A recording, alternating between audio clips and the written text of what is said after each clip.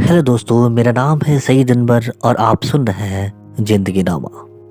तो दोस्तों, आज के एपिसोड में हम आगे बात करेंगे मौलाना अबुल कलाम आज़ाद के बारे में। अभी तक हम मौलाना अबुल कलाम आज़ाद के अद्भुत प्रतिभा के बारे में हमने दूसरे एपिसोड में बात किया था। आज हम जानेंगे कि बालक मोहीउद्दीन कैसे आज़ाद बन गया।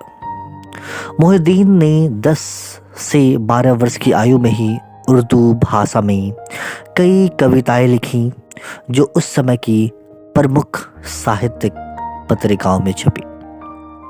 इन कविताओं में उसका साहित्यिक उपनाम था आज़ाद। 10-12 साल का यह बालक तब अपने दोस्तों से कहा करता था कि उसने आज़ाद उपनाम इसलिए बनाया क्योंकि उसके मन में कभी अंग्रेजों की गुलामी स्वीकार नहीं की। उसे यह विश्वास था कि जब अंग्रेजों का शासन भारत में समाप्त हो जाएगा तो वह गर्व से कह सकेगा कि उसने तो बहुत पहले ही अपने आजाद होने की घोषणा कर दी थी। आजाद का यह विश्वास देश की आजादी की लड़ाई में उसका सबसे बड़ा सहारा था, सबसे बड़ी शक्ति थी।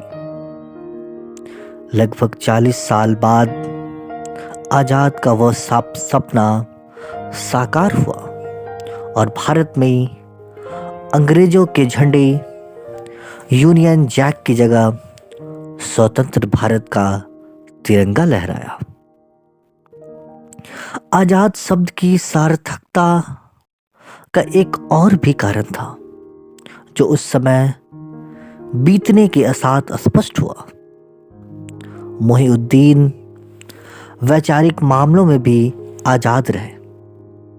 वह पुरातनवादी विचारों, अंधविश्वासों, रूढ़िवादी दृष्टिकोण और संकीर्णता से मुक्त था।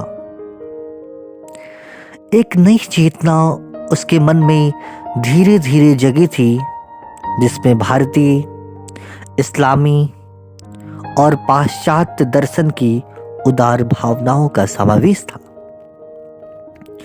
उसने तर्क की प्रधानता को सतत स्वीकार किया और धार्मिक विचारों की तर्क की कसौटी पर परखने के बाद ही उन्हें अपनाया।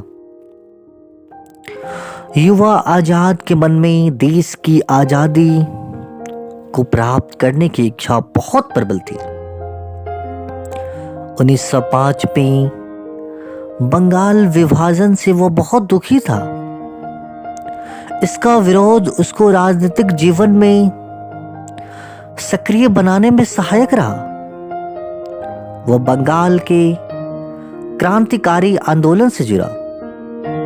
श्री अरविंदो घोष और युवा क्रांतिकारी श्याम सुंदर चक्रवर्ती से उसका कुछ समय तक जुड़ाव रहा, परंतु गांधी जी के संपर्क में आने के बाद ही अपनी राजनीतिक चेतना का वास्तविक प्रारंभ हुआ।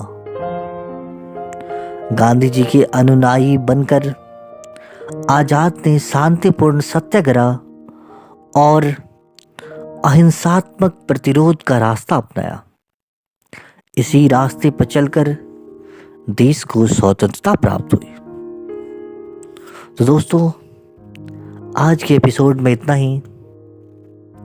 कल हम अगले एपिसोड में बात करेंगे मौलाना अबुल कलाम आज़ाद के और कई किस्से के बारे में।